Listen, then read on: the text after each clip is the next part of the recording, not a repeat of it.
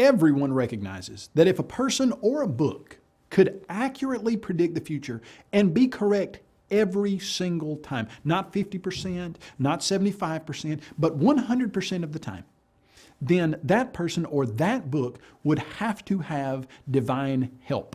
That is superhuman. Humans just cannot do that. Is there a book that does accurately predict the future and get it right 100% of the time? Yes, there is. It's called the Bible.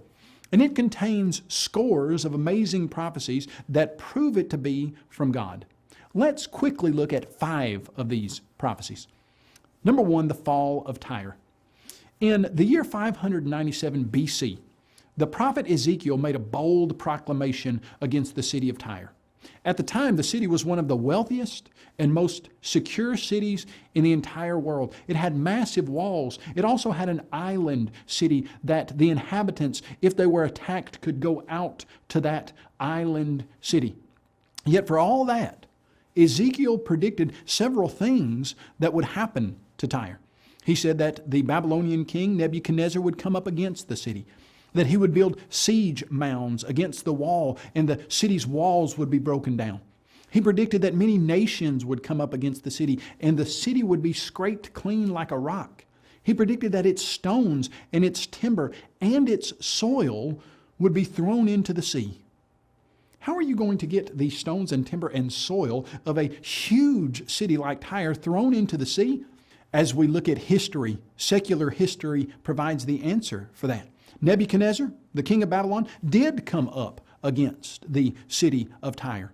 He did exactly what Ezekiel predicted, but it didn't stop there. Because after he built a siege mound against Tyre, the inhabitants moved out to the island city and he couldn't attack it. And yet, in about 330 BC, a man by the name of Alexander the Great attacked Tyre. And the inhabitants did the same. They went out to that island city, but Alexander the Great wasn't happy with a simple victory over the mainland city. He took the rocks and the timbers and the soil and scraped them clean, dumped them into the sea, and made a causeway out to the island city. How could Ezekiel have looked into the future more than 250 years and predicted what would have happened? Divine assistance. Number 2, the fall of Babylon. See, Babylon was one of the richest cities in the world during the years of about 740 to 680 BC. It had walls that were 75 feet thick. They were 300 feet high, and it was surrounded by the Euphrates River that made a moat around it, in some places 65 feet, in other places 250 feet across. And yet, the prophets in the Bible, Jeremiah and Isaiah, they prophesied that God would raise and cause to come up against Babylon an assembly of great nations. Jeremiah recorded that God had declared, "I will dry up her sea and make her springs dry." And the prophet foretold that a drought would come against her waters and they would be dried up, for the land is a land of carved images. And also the prophet promised that the Lord had spoken, "I will prepare a feast and I will make them drunk, that they may rejoice and sleep a perpetual sleep." Now, interestingly, secular history validates this prophecy. It shows us that the Euphrates River went under the city of Babylon, and yet Cyrus, the king of the Medes and the Persians, redirected the river and caused it to go into a basin, and he marched his troops under the wall of Babylon. And incidentally, the Babylonians were drunk and feasting when that happened. God dried up the waters of Babylon, and they were drunk and slept a perpetual sleep. Number 3, messianic prophecies. You know, there are hundreds of prophecies in the Old Testament that talk about a coming Messiah. They talk about how that Messiah is going to live, where he will be born, how he will die, how he will be buried, and the things that he would do in his life, like riding a donkey into the city of Jerusalem.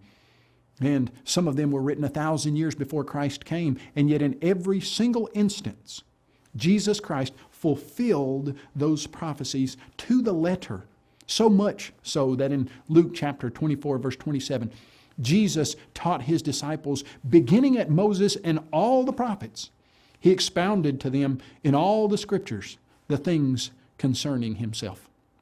Number 4, the fall of Jerusalem. In Luke chapter 21, verse 20, Jesus said to his apostles, "But when you see Jerusalem surrounded by armies, then know that its desolation is near." In Matthew 24, 1 and 2, then Jesus went out and departed from the temple, and his disciples came to him to show him the buildings of the temple. And Jesus said to them, "Do you not see all these things? Assuredly I say to you, not one stone shall be left upon another that shall not be thrown down." Jesus made these comments in about AD 30 or 33. And yet, for another 40 years or so, nothing happened of a remarkable nature of destruction to the city of Jerusalem. But in AD 70, the Roman army under the command of Titus, who later would become the emperor, destroyed Jerusalem in an event that is marked as one of the most destructive events in all of ancient history, exactly like Jesus Christ had predicted. Number 5, the reign of Cyrus. Isaiah wrote his prophecy in about 720 BC. In his book, he made a bold prediction that the great nation of Babylon would fall. He further specified that it would be destroyed by the Medes and the Persians, and then he narrowed the target and predicted that a king named Cyrus would be the man to conquer the city and the nation.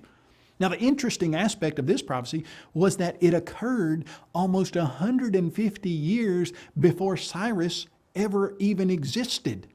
Isaiah called him out by name.